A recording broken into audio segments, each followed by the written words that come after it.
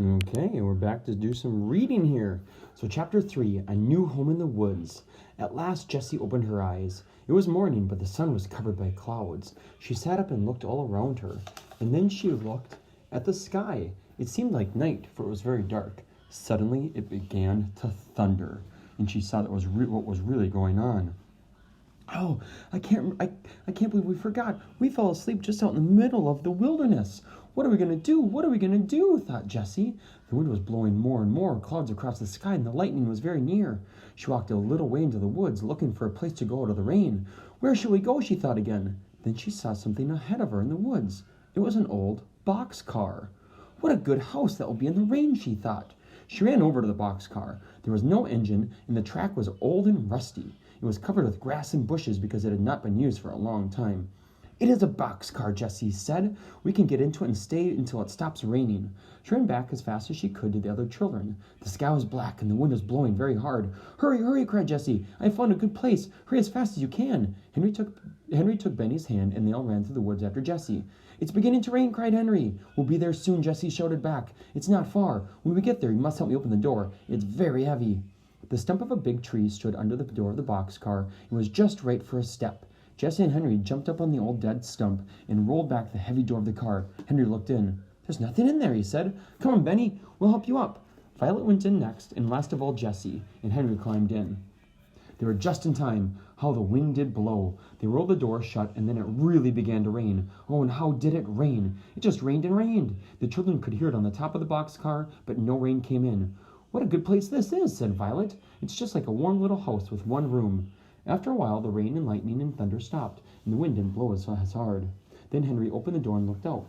All the children looked out into the woods. The sun was shining, but some water still fell from the trees. In front of the boxcar was a pretty little brook, run over with rocks, and a little waterfall. What a beautiful place, said Violet. Henry, cried Jessie, let's live here. Live here? Asked Henry.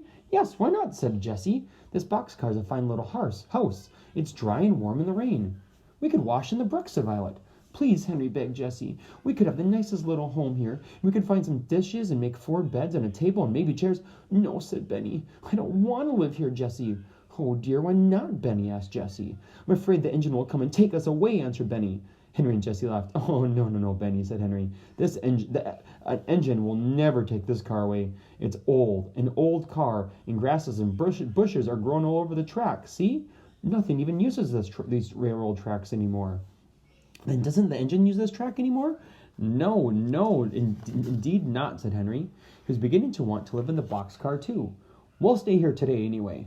Then can I have my dinner here? Asked Benny. Yes, you shall have dinner now, said Henry. So Jessie took out the last loaf of bread and cut it into 4 pieces, but it was very dry. Benny ate the bread, but soon he began to cry. I want some milk too, Jessie, he begged. He ought to have milk, said Henry. I'll go to the next town and get some. But Henry did not want to start. He looked to see how much money he had. Then he stood thinking. At last he said, I want to leave you girls alone. Oh, said Jessie, we'll be fine, Henry. We can take care of ourselves. We're just as strong and tough as you are. And we'll have a surprise for you when you get back. You just wait and see. Goodbye, Henry, said Benny. So Henry walked off through the woods. When he had gone, Jessie said, Now, children, what do you think we're going to do? What do you think I saw over in the woods? I saw some blueberries. Oh, cried Benny, I know what blueberries are. Can we have blueberries and milk, Jessie? Yes, Jessie was beginning, but she suddenly stopped, for she heard a noise. Crack, crack, crack. Something was in the woods. Chapter 4. Henry has 2 surprises. Jessie whispered, Keep still.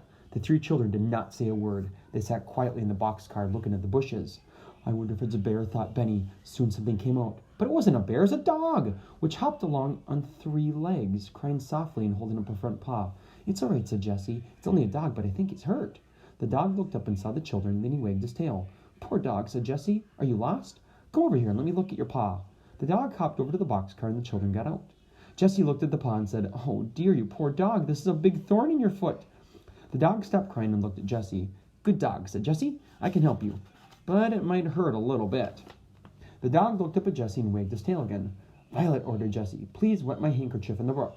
Jessie sat down on the stump and took the dog in her lap. She patted him and gave him a little piece of bread. Then she began to pull out the thorn. It was a long thorn, but the dog didn't make any noise. Jessie pulled and pulled, and at last the thorn came out.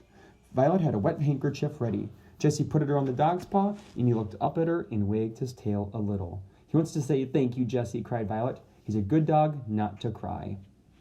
All right, so I'm going to pause it right there, and we'll come back for the rest of this.